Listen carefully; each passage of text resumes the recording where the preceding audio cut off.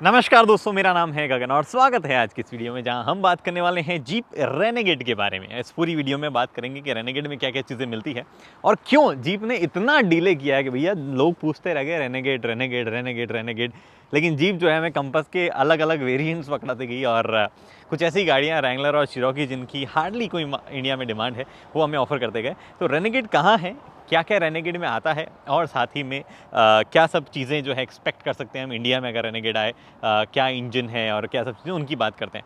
सबसे पहले इसकी बात करते हैं, ये है 1.6 लीटर मल्टीजेट डीजल इंजन, वही इंजन जो हमने एस क्रॉस में देखा था एक ज़माने में। मल्टीजेट 2 है यहाँ पे ये और क्या चीज़ें क्या सब ऑफर करते हैं इसकी बात करते हैं, फिर एंड में कंक्लूजन में बात करेंगे कि क्या प्राइजेस वगैरह, क्या एक्सपेक्टेशन वगैरह है। चलिए तो चाबी से शुरुआत करते हैं एज़ यूजुअल, जैसा कि हम करते आए हैं हमेशा से। तो चाबी में क्या है, वेल आपके पास में यहाँ पे 4 बड़े बटन आपको देखने को मिल रहे हैं। इसमें लॉक, अनलॉक और 2 बार दबाने पे बूट अगर आप अनलॉक करना चाहें, और ये अगर आप गाड़ी आइडेंटिफाई करना चाहें कहीं खड़ी और आपको लाइट जला के देखना है रात में, तो वो जैसे कि अभी लाइट उसमें जल गई है। अगर आप लॉक अनलॉक बटन को दबाए रखेंगे, मतलब जैसे मैंने अभी अनलॉक बटन को दबाए रखा है, तो कोई भी Windows roll up roll down वगैरह जो है वो फीचर नहीं आता है। आई एम नॉट श्योर कि टॉप एंड में भी वो आता है नहीं आता है, हो सकता है शायद टॉप एंड में आता हो। टॉप एंड और इसमें फ़र्क क्या है मैं बताता हूँ। टॉप एंड में सनरूफ एक्स्ट्रा आती है और एलईडी लाइट्स आती है आगे, और ये जो अलॉय व्हील्स है ये थोड़े से बड़े आते हैं, बाकी सेम चीज़ है। एक इसका 4x4 वर्जन भी आता है जो कि 2 लीटर इंजन के साथ में आता है, वो भी लोग लेते हैं यहाँ पे, एक्चुअली काफ़ी लोग लेते हैं, बट वो काफ़ी महंगा आता है। उसकी भी अभी आगे जाके थोड़ी सी बात करेंगे, अगर इंडिया में आया तो कितने का होगा। खैर क्या क्या मिलता है उसकी बात करते हैं। आगे की तरफ हेलोजन आपको लाइट दिख रही है, यहाँ पे काफ़ी बढ़िया लाइट्स है। आपके पास ऑप्शन है एलईडी लाइट जो है वो भी आप यहाँ पे ले सकते हैं, और बहुत ही बढ़िया जीप की टिपिकल ग्रिल है। यहाँ पे एक रिफ्लेक्टर है, इधर जो है आपके नीचे फॉग लैम्प मिल रहा है आपको, सॉरी पार्किंग लैम्प है ये, यहाँ पे आपको फॉग लैम्प जो है वो देखने को मिल रहा है। उसके बाद में रडार मिल रहा है, जी हाँ, यहाँ पे इटली में मैं अभी हूँ और यहाँ पे जो है रडार, जो एडास वाले लेवल्स है उसका एक रडार जो है वो यहाँ दिया जाता है, जो कि आगे डिटेक्शन करता है सामने वाली गाड़ियों वगैरह का। ऑटोमेटिक इमरजेंसी ब्रेकिंग वगैरह जैसे फीचर जो है वो इसमें ऑफर किए जाते हैं। साइड में अगर आप यहाँ पे देखोगे तो आपको यहाँ पे देखने को मिल रहा है मतलब ये वाला बीच का, इससे लोअर मॉडल में शायद 16 इंच आता है, इसमें 17 आता है। इससे ऊपर वाला बोल रहा हूँ उसमें 19 इंच आता है, वो मैंने देखा ही नहीं है पूरे इटली में अभी तक, वो मॉडल बहुत कम दिखता है। तो 215, 60, 8, 17 ये वाला जो है टायर साइज़ है, 17 इंचज़ के रिम है। तो यहाँ पे लोगों को सनरूफ का ज़्यादा जो है प्यार नहीं है, उनको गाड़ी में बेसिकली सेफ्टी और कुछ एक एसेंशियल फीचर्स है जो मैं अभी अंदर जाके बताऊँगा, वो होना ज़्यादा जो है उनके लिए इंपॉर्टेंट है। आगे वहाँ ऊपर आप देख पा रहे हैं कैमरा छोटा सा यहाँ पे, जो कि आगे की ऑब्वियसली गाड़ियाँ वगैरह रीड करता रहता है। इधर रेनेगेड की बैजिंग है, दूसरी तरफ भी आपके पास में रेनेगेड की बैजिंग जो है आपने देख ही लोगी, इधर रेनेगेड जो है वो लिखा हुआ है। पीछे की तरफ सिग्नेचर रेनेगेड की लाइट्स, टेल लाइट्स, ये रेनेगेड को जो है दूर से ही डिफाइन करती है कि रेनेगेड है। बहुत ही अलग डिस्टिंक्टिव लाइट जो है वो रेनेगेड की यहाँ पे आती है। उसके बाद में नीचे जो है आपके पास में रियर फॉग लैम्प्स भी आपको मिल जाते हैं। लिमिटेड मॉडल है ये, तो लिमिटेड यहाँ पे लिखा हुआ है। जीप की अगेन ब्रांडिंग यहाँ पे है। इस वाले में जैसे कंपस की तरह इसमें एंग्रेव नहीं आती है, अंदर की तरफ एम्ब्रोज नहीं आती है, इसमें थोड़ा सा इस तरीके जीप का मतलब बेसिकली चिपकाया हुआ जो है वो आता है। ये गाड़ी एक्चुअली 4 to some मीटर्स की है, तो इंडिया में अगर आएगी तो इसको छोटा करना पड़ेगा अगर ये ब्रेजा वगैरह से कम्पीट करवाना चाहते हो आप। अदरवाइज ये अभी जिस स्टेट में है ये कम्पीट करती है क्रेटा जैसी कार से, तो बेसिकली ये कंपस जो है उससे जस्ट एक सेगमेंट नीचे सेट करती है, क्रेटा वगैरह वाले से राइवल करती है। तो आप प्राइस का थोड़ा बहुत अंदाजा लगा ही सकते हो, बाकी अभी एंड में कंक्लूजन करेंगे तब जो है उसकी आगे और बात करेंगे। पीछे का एंटीना कोई निकाल के ले गया इसका, और चारों डिस्क ब्रेक जो है आपको मिलते हैं। अब चलते हैं अंदर। एक्चुअली इधर से नहीं, इंडिया में नहीं हूँ मैं, उधर से घुसना पड़ेगा। तो अंदर मैं आ गया हूँ, गाड़ी चालू कर देता हूँ ताकि मैं इंस्ट्रूमेंट कंसोल वगैरह भी आपको दिखा पाऊँ। और इसमें कोई भी जो कहते हैं ना वो सेफ्टी फीचर नहीं आता है कि क्लच दबा के चालू करनी, गाड़ी ऐसे ही चालू हो जाती है। हाँ ऑब्वियसली जब आपका मतलब गियर लगा हो तब क्लच दबाना जरूरी हो जाता है। तो सबसे पहले इधर से शुरुआत करते हैं, यहाँ पे क्या क्या जो है ऑप्शन, क्या क्या फीचर दिए जाते हैं और किन फीचर्स की मैं बात कर रहा था कि उन पे लोग यहाँ पे काफ़ी ज़्यादा एम्फोसाइज करते हैं, तो वो फीचर भी जो मैं आपको बताता हूँ। तो सबसे पहले इधर की तरफ आपको ORVM कंट्रोल दिए गए, इलेक्ट्रिक ORVM है। आगे की दोनों विंडोज़ जो है वो ऑटो अप डाउन जो है उस फंक्शन के साथ में आती है, जो कि काफ़ी अच्छी चीज़ है। पीछे वाली पावर विंडोज़ है but auto up down feature के साथ नहीं आती है। लॉक अनलॉक के लिए आपके पास में यहाँ पे स्विच है, और कंपस की तरह इसके भी लॉक अनलॉक बहुत आवाज़ करते हैं, देखो। हालांकि कंपस के थोड़े और तेज़ आवाज़ करते हैं। यहाँ छोटा सा स्पेस जो है आपको देखने को मिलता है, जिसमें मैं काफ़ी टाइम से यूरो वगैरह रख रहा था, अब सारे खत्म हो गए मेरे पास में। इधर जो है एक बॉटल होल्डर है जिसमें 2 लीटर की बॉटल बड़ा मुश्किल फंसाई जाती है, ऐसे नॉर्मली जो है उसमें आती नहीं है, बस आपको फंसानी जो है वो पड़ती है, फंसाने के बाद में उसमें आ जाएगी। उसके बाद में यहाँ छोटा सा स्पेस है। जीप की ये जो ब्रांडिंग है 7 स्लेट वाली ग्रिल वाली, ये हर जगह आपको मिलेगी, अभी बहुत जगह गिना दूंगा इसमें। और यहाँ पे जो है स्पीकर आपको यहाँ देखने को मिलता है, डिसेंट क्वालिटी के स्पीकर हैं एक्चुअली इसके। इधर जो है आपके पास में AC वेंट है, इधर लाइटिंग के सारे स्विचेस हैं, फॉग लैंप वगैरह ऑन करने हो, रियर के फ्रंट के, इधर जो है लेवल एडजस्टमेंट अगर आपको करना हो वो कर सकते हो, और अंदर की इल्यूमिनेशन जो है वो अगर आपको एडजस्ट करनी हो, कम ज़्यादा करनी हो, तो वो भी आप यहाँ से कर सकते हो। ये इल्यूमिनेशन वगैरह जब लाइट जल रही हो तभी काम करती है, मतलब जैसे अभी ऑन की है तो अभी इल्यूमिनेशन चेंज होगी, अदरवाइज जो है दिन में इल्यूमिनेशन सेम ही रहती है जितनी भी आपको करना हो।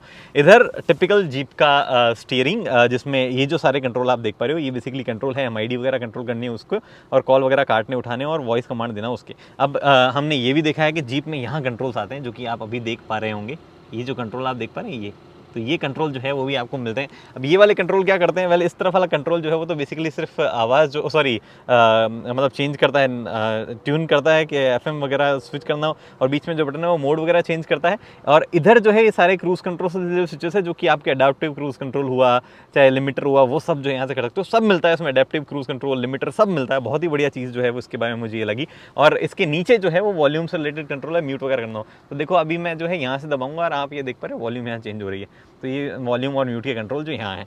फिर ये MID है जो हमने कंपस में भी सिमिलर से देखी है। इस तरफ टेकोमीटर है जिसमें 5000 RPM पे रेड लाइनिंग की जगह ऑरेंज लाइन यहाँ पे हो रही है। इधर आपके पास में स्पीडोमीटर है। बीच में ये MID क्या क्या दिखाती है, फ्यूल दिखा रही है यहाँ पे। एक तो ये फ्यूल इकोनॉमी जो यहाँ पे दिखा रहा है इस पर मत जाना, मैंने गाड़ी 6-7 घंटे तक लगातार खड़ी रखी तो ड्रॉप होगी। असली वाली बताऊँगा तो मज़ा आ जाएगा आपको जान के कि क्या फ्यूल एफिशिएंसी गाड़ी देती है। इधर आपके पास में टेम्परेचर गेज है, कूलेंट टेम्परेचर, जो कि अभी एकदम कूल हो रखा है क्योंकि बाहर का टेम्परेचर बहुत ही ठंडा था अभी सुबह, अभी जस्ट धूप निकली तब जाके नॉर्मल हुआ है। MID में क्या क्या आता है वो दिखाता हूँ आपको। सो ट्रिप इन्फॉर्मेशन जो है वो आपको यहाँ पे दिख जाती है 1 और 2। उसके बाद में फ्यूल इकोनॉमी जो है एफिशिएंसी आपको रियल टाइम यहाँ दिखती रहती है। ये आपके पास में ये जो देख पा रहे हैं ये छत, ये वाली इसमें नहीं है, बट डुअल टोन जब ऑप्शन लेंगे तो ऐसी छत आती है जिसमें ऊपर रेनेगेड वाला ये टिपिकल लोगो यहाँ बना होगा।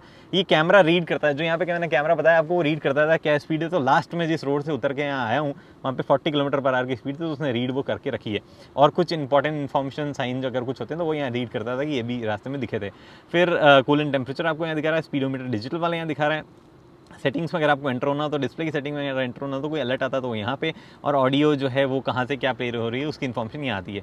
अब हम आते हैं डिस्प्ले में, आपको ये बताता है अपर राइट सेंटर यहाँ पे जो है इनमें क्या क्या आना चाहिए। तो दिख पा रहे हैं जहाँ जहाँ ब्लू हो रहा है वहाँ क्या क्या आप देखना चाहते हो, टाइम देखना चाहते हो, क्या टेम्परेचर देखना चाहते हो, आप यहाँ से सेटिंग कर सकते हो।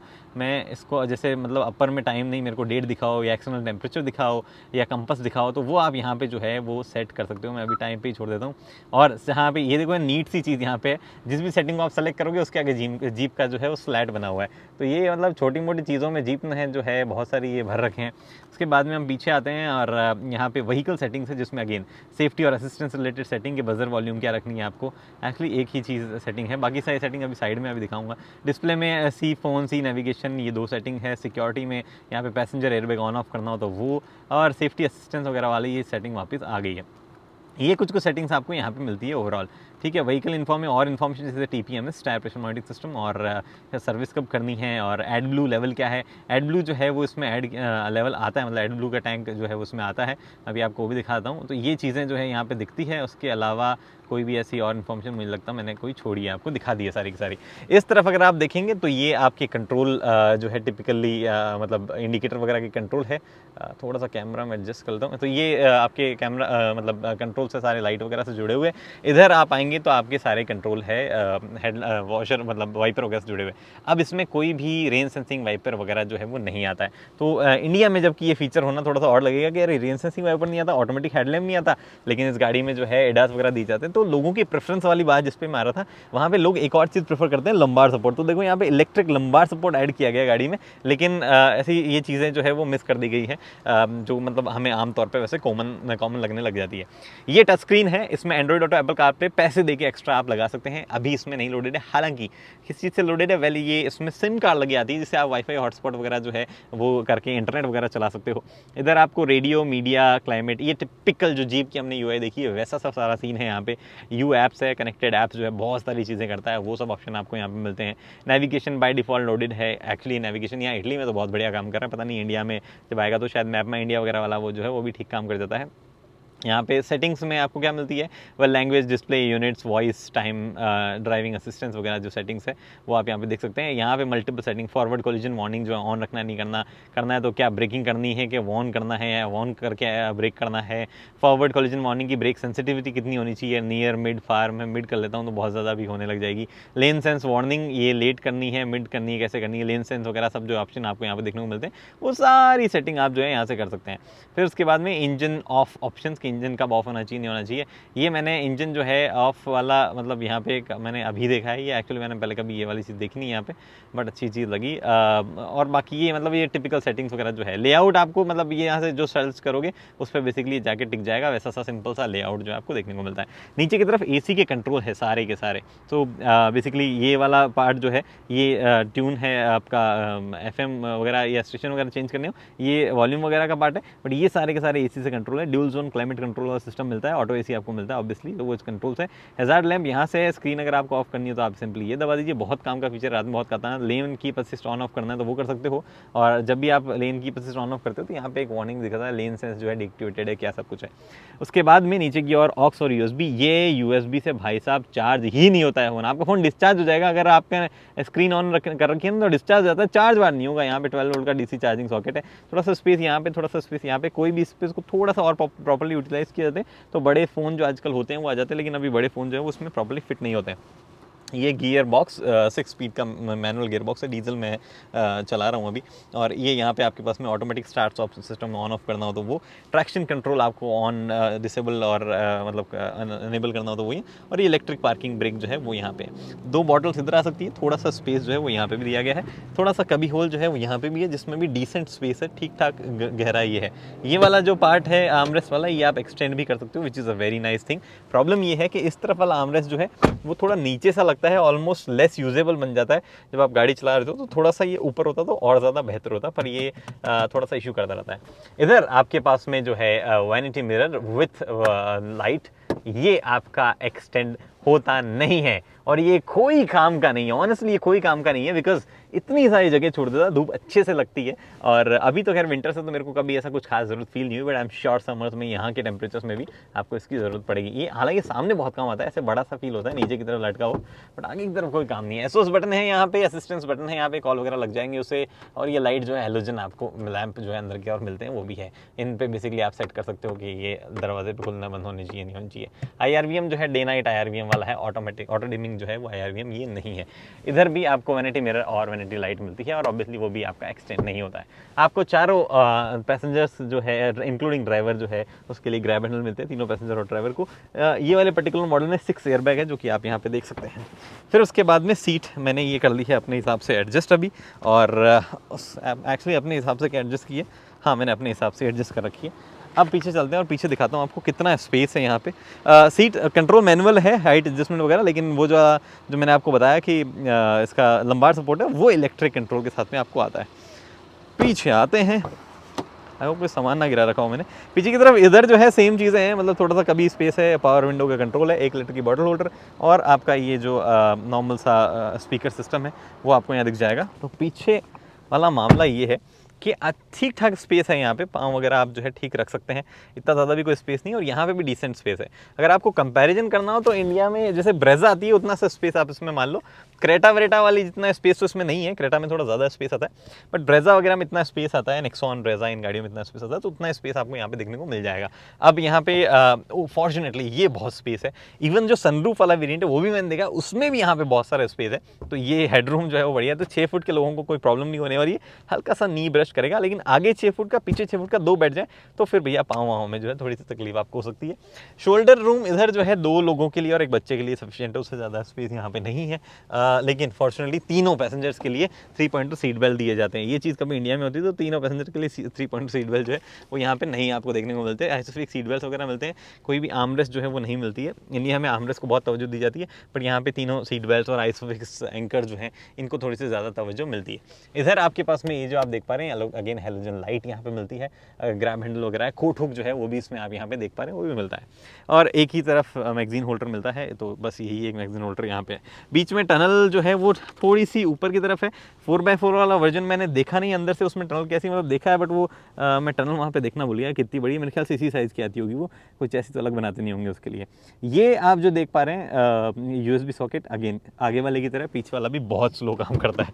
अब मैं आपको दिखाता हूँ इसका बूट, जो कि अभी लोडेड है, हमने लोड कर रखा भाई साहब।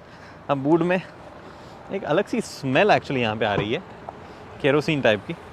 बूट इसका लोडेड है, हालांकि इसका बूट उतना बड़ा नहीं है जितना क्रेटा वेटा में हमने देखा है, बट ब्रेजा वगैरह के कंपैरिजन में जो है उतनी साइज़ का बूट यहाँ पे इसका कह सकते हो। बट आई बिलीव थोड़ा सा और बड़ा बूट स्पेस जो है वो इसका होना चाहिए था। अभी इसका वो भी हट रखा है ऊपर से पार्सल ट्रे, इसलिए थोड़ा सा और ठीक लग रहा है, वरना तो बहुत कम लगता है। इधर सबवूफर है, यहाँ पे आप ये देख पा रहे हैं, लाइट है, बूट की लिड है, और ये आपके पास में हुक है। नीचे की तरफ स्पेयर टायर वगैरह जो है वो नीचे आपके पास में रखने का ऑप्शन है। अगर मैं थोड़ा बहुत भी दिखा पाऊँ, मेरे हाथों में इतनी जान नहीं है, लेकिन स्पेयर टायर का ऑप्शन जो है वो आपको नीचे मिल जाता है। तो ये चीज़ है। अगेन जीप है तो भैया हर जगह बताना पड़ेगा कि जीप है, तो इन्होंने बहुत सारी जगह पे ये लगा रखे हैं। ये हो गया, ये बंद नहीं हुआ, ठीक है। एक स्मेल आ रही है केरोसिन की, आई डोंट नो कहाँ से आ रही है, बट वो जहाँ से भी आती रहे। मैं आपको ये खोल के दिखाता हूँ इंजन कैसा लग रहा है, 1.6 मल्टी जेट। और उसके बाद में हम चलते हैं ड्राइव पे और बाकी चीज़ों की बात करते हैं। ये एक्चुअली हल्का है, मतलब हल्का नहीं, छोटा है तो आराम से खुल जाता है। तो ये मल्टी जेट इंजन है, आवाज़ ठीक ठाक करता है भैया, ऐसा नहीं है कि शांति वांति से रहे। ये 1.6 मल्टी जेट जो इंजन आता है वो यहाँ पे है, मल्टी जेट 2 लिखा हुआ है इस पर एक्चुअली। और जीप का ये इंजन हमने एस क्रॉस में भी एक्चुअली देखा था, बट अब जो है एस क्रॉस में ऑफर नहीं किया जाता है। चलिए ड्राइव करते हैं। एक्चुअली आपको वो भी दिखाता हूँ। मुझे ऐसा लग रहा है ये स्मेल जो है वो मेरी गाड़ी से आ रही है। देखो ये डीजल यहाँ से डलता है और ये एड ब्लू जो है वो यहाँ से डलता है। ओके, तो पहले इस खूबसूरत कंट्री साइड रोड जो है उस पर चलते चलते मैं आपको, बहुत ही खूबसूरत है, आगे और ज़्यादा खूबसूरत हो जाएगी। यहाँ पे चलते चलते मैं आपको गाड़ी के बारे में, मतलब इंजन और गियरबॉक्स के अलावा बाकी सब चीज़ों के बारे में बताता हूँ। सबसे पहली बात कि विजिबिलिटी कैसी है। तो देखो, बैठते ही विजिबिलिटी वाइज ना एक बहुत ही खास चीज़ इस गाड़ी के बारे में कि आपको थोड़ा सा ऐसे वो फील आती है कि टॉल बॉय टाइप नहीं होती थी गाड़ियाँ जिनमें मतलब ऊपर की तरफ थोड़ा ज़्यादा स्पेस लगता था। तो यहाँ बहुत सारा स्पेस आपको जो है वो डेफिनेटली फील होता है, और वो बहुत सारा स्पेस जो है उस वजह से काफ़ी एयरी फीलिंग ओवरऑल आती है। हालांकि एक छोटी सी इशू आता है विजिबिलिटी वाइज, मतलब ठीक है बोनट तो दिखता है, लेकिन ये थोड़ा सा ए पिलर ना काफ़ी बड़ा लगने लग जाता है। तो उस वजह से कई लोगों को थोड़ा सा हो सकता है कि यार विजिबिलिटी जो है वो किस तरह कितनी खास जो है वो आएगी या नहीं आएगी। बाकी ऐसा कुछ मेजर इशू जो है वो डेफिनेटली आपको यहाँ पे नहीं होने वाला है। इस जस्ट वो थोड़ा सा ए पिलर के साथ में अगर आप एडजस्टमेंट कर लेंगे तो फिर आपको कोई इशू जो है उसमें नहीं होने वाला है। लेकिन बाकी जो विजिबिलिटी है, चाहे वो मिरर्स की हो, चाहे वो IRVM की हो, चाहे वो RVM को, फैंटास्टिक जो है विजिबिलिटी, बड़े बड़े ORVM है एक्चुअली इसके। तो वो भले ही थोड़ा बहुत इस तरफ का विजन हिंडर कर दे, लेकिन पीछे का जो है वो बहुत ही बढ़िया यहाँ पे आपको दिखाते हैं। तो ये बात हुई विजिबिलिटी बारे में ओवरऑल इधर उधर से। अर्गोनॉमिक्स की अब जो बात करें तो अर्गोनॉमिक्स जो है वो भी एक्चुअली स्पॉट ऑन है। थोड़ा सा मुझे जज करने में प्रॉब्लम इसलिए भी होती है क्योंकि यूजुअली हम लोग इंडिया वाले जो कार्स हैं उनको चलाने के आदी रहे हैं, तो मतलब वहाँ मुझे थोड़ा सा मुश्किल होती है कि अर्गोनॉमिक पे, बट बाकी सारी चीज़ें स्पॉट ऑन लगी। मतलब जो कंट्रोल्स है वो जो दिए गए हैं वो सब रीच में है। थोड़ा सा ये जीप को अपना इनका UI जो है इसको थोड़ा सा और ज़्यादा बेहतर डिज़ाइन करना चाहिए। मतलब ठीक है, इट्स ओके, थोड़ा टाइम में आदत वगैरह पड़ जाती है, बट स्टिल थोड़ा सा कंफ्यूजिंग मुझे लगता है, पता नहीं क्यों। लेकिन बाकी सारी चीज़ें, चाहे वो कंट्रोल जो दिए गए हों, चाहे वो नीचे की तरफ जो एरिया वहाँ पे नी वी टकराने वाले, जैसे कोई भी सिचुएशन में आप नहीं जाते हो, ऑलमोस्ट सारी चीज़ें जो है आपको एकदम परफेक्ट जगह पर लगती है। तो एर्गोनॉमिक वाइज भी जो है गाड़ी काफ़ी सॉर्टेड है और कोई इशू एज सच जो है फेस नहीं किया। इनफैक्ट मैंने हॉर्न पैड जो है वो भी एर्गोनॉमिक चेक करने के लिए जो है कल बजाया, वरना मैं हॉर्न नहीं बजा रहा हूँ यहाँ पे इन कंट्रीज़ की, यूरोपियन कंट्रीज़ और ऑलमोस्ट इंडिया से बाहर ऑलमोस्ट सारी कंट्रीज़ का ये कि हॉर्न आपको बजाने की ज़रूरत जो है वो पड़ती नहीं है। तो एर्गोनॉमिक वाइज स्पॉट ऑन है और विजिबिलिटी जो है गाड़ी की वो भी अच्छी है। और अब बात करते हैं राइड क्वालिटी गाड़ी की। तो राइड क्वालिटी का देखो सीन ऐसा है कि मुझे ना ओवरऑल इसके सस्पेंशन कुछ ऐसे लगे कि जिस तरह जो होता है ना बहुत ही ज़्यादा गड्ढों को टेकल करने के हिसाब से बनाए गए, तो ये प्लश रोड्स वगैरह जो है उसके हिसाब से उतना नहीं। जैसे अब ये जो हल्के फुल्के जॉइंट्स है, इससे आवाज़ें जो है वो आ रही है गाड़ी के अंदर, लेकिन सस्पेंशन सस्पेंशन जो अगर प्रॉपर ख़राब सड़कों पे जब सस्पेंशन जाते हैं उस वक्त कोई सस्पेंशन से आवाज़ नहीं है और कोई भी जो कहते हैं जॉल्ट आपको अंदर फील नहीं होता है। क्या बेहतरीन सस्पेंशन है इसके ख़राब सड़कों पे, लेकिन ऐसी ख़राब सड़कें जो है वो यूरोप में है ही नहीं इतनी, तो वो मतलब मोस्टली उस हिसाब से डिज़ाइन किए गए सस्पेंशन ताकि आप खराब मतलब ऑफ रोड ले भी जाएँ तो कोई इशू नहीं है। इसका जैसे मैंने आपको बताया 4x4 ट्रिम भी आता है इसमें, तो हालांकि नहीं है 4x4 लेकिन इसका ट्रिम आता है, बट वो basically all wheel drive type का सेटअप है। आई स्टिल डोंट नो कि ये सस्पेंशन को थोड़ा सा ज़्यादा स्मूथ क्यों नहीं ट्यून किया गया, क्योंकि ठीक है इंडिया जैसी सड़कों के लिए तो गजब हो जाएंगे सस्पेंशन, बट यहाँ के लिए सस्पेंशन जो है वो काइंड ऑफ ओवर के लिए इतनी ज़रूरत नहीं है। बट स्टिल ये थोड़ा सा और बेटर, मतलब मैं ऐसा क्यों क्रिटिसाइज़ कर रहा हूँ उसका रीज़न ये है कि अगर इसको थोड़ा बेटर रखा जाता इन टर्म्स ऑफ स्टिफनेस तो ये जो ड्राइविंग फील है उसमें थोड़ा सा और बेटर लगता है। मतलब अभी क्या सीन है कि बॉडी रोल जो है वो आपको यहाँ पे फील होता है गाड़ी में, आपको जो है ये भी फील होता है। एक्चुअली मेरा डेस्टिनेशन आ गया है, मैं आपको यहाँ पे रुक के वापस चालू करता हूँ। हाँ, तो हम बात कर रहे थे कि गाड़ी की डायनामिक्स जो है वो थोड़ी सी मतलब और बेहतर हो जाती अगर इस गाड़ी के सस्पेंशंस वगैरह जो है वो बेहतर तरीके से ट्यून कर दिए जाते, थोड़ा मतलब बेहतर तरीके से ट्यून कर दिए जाते। मेरा मतलब ये है कि थोड़ा सा स्टिफ अगर रखा जाता तो डायनामिक्स चलाने में ये कर्वी रास्तों पर बहुत ही ज़्यादा मज़ा आ जाता। फिलहाल भी मज़ा तो आता है। स्टीयरिंग जो है वो एक्चुअली डिसेंट वजन के साथ में आता है, डिसेंट वेट है उसमें, और वो काफ़ी सही जो है वो चीज़ लगती है ओवरऑल, मतलब कंसिडरिंग क्या कर रहा है फास्ट स्पीड को। ठीक है ये 70-80 की स्पीड्स पे तो इतना वे अप नहीं होता है, काफ़ी लाइट रहता है। पार्किंग स्पीड्स पे भी काफ़ी ज़्यादा लाइट है, बहुत ही सही है, कोई शिकायत उसमें भी नहीं है। बट ओवरऑल जो फन टू ड्राइव एलिमेंट है वो उतना नहीं है जितना एक प्रॉब्ली आप हैचबैक वगैरह में एक्सपेक्ट करेंगे, या शायद जिसका ऊपर वाला मॉडल है जिसमें 19 इंचेस के व्हील्स आते हैं उसमें शायद वो फन टू ड्राइव एलिमेंट थोड़ा सा और ज़्यादा आपको निकल के आ जाए। लेकिन मुझे जो है किसी भी मायनों में गाड़ी में जो है कोई समस्या नहीं लगी, और मतलब ओवरऑल चला के मज़ा आया। ख़राब रास्तों पर ले जाने का मौका नहीं मिला, वरना तो मज़ा आया था। तो ये तो बात हुई राइड हैंडलिंग डायनामिक्स वगैरह की। अब बात करते हैं कि गाड़ी की इंजन और गियर बॉक्स के क्या हाल चाल है।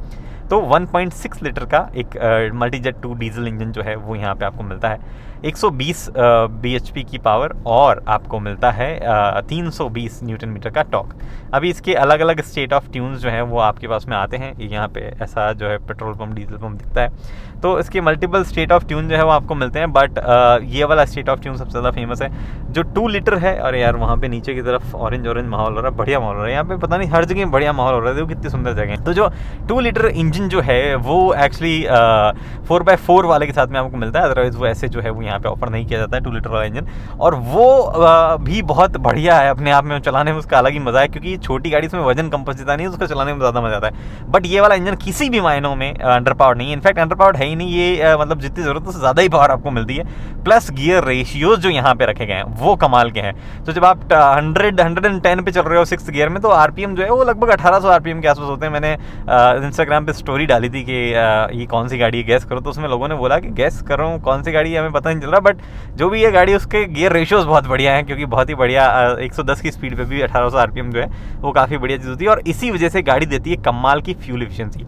मतलब ठीक है डीजल कार और ये मतलब छोटी गाड़ी है तो फ्यूल एफिशिएंसी देती है, बट मुझे ओवरऑल यहाँ पे 21 के आसपास की फ्यूल एफिशिएंसी डिलीवर कर रही थी हाईवेज पे, और सिटी में अराउंड 16-17 की फ्यूल एफिशिएंसी मिल रही थी, जो कि कमाल की फ्यूल एफिशिएंसी है। मतलब आई एम श्योर कि कोई भी जो है उससे किसी भी तरीके की निराशा नहीं होगी। प्लस जहाँ पे मैं अभी हूँ इटली स्विट्जरलैंड में, दोनों जगह पे डीजल जो है वो थोड़ा सस्ता है पेट्रोल के मुकाबले। इनफैक्ट प्राइसेस आप वहीं देख सकते हैं, 1.64 का डीजल है, 1.77 का पेट्रोल है, और ये थोड़ा सा साउंड में इस पर्टिकुलर रोल पे ज़्यादा है, बाकी इससे और सस्ता भी देखा है मैंने, 1.52 में फिल करवाया था डीजल।